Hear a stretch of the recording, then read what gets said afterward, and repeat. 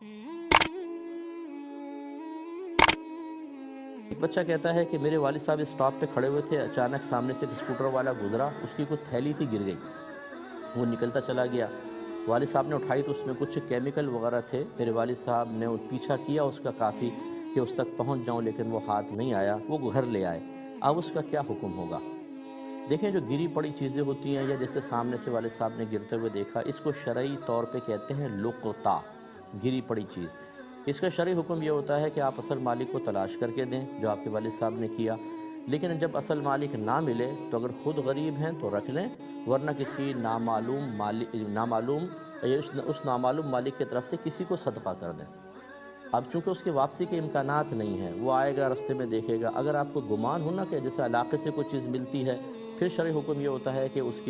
اس کا اعلان کرتے رہیں، لوگوں کو بتا دیں کوئی چیز ملی ہے کہ وہ تلاش کرتا ہوا ہے تو مجھ تک پہنچا دے۔ اس کے بعد جب آپ مالک کی تلاش سے مایوس ہو جائیں کہ اب نہیں تلاش کر رہا ہوگا، تو پھر وہی پروسیس ہوتا ہے، خود غریب میں رکھ لے ورنہ صدقہ کر دیں۔ لیکن اس طرح کے جو اسکوٹر سے گری چیز ہے اور والد صاحب گھر لے آئے، کہاں بیچارہ وہ گھر تک پہنچے گا؟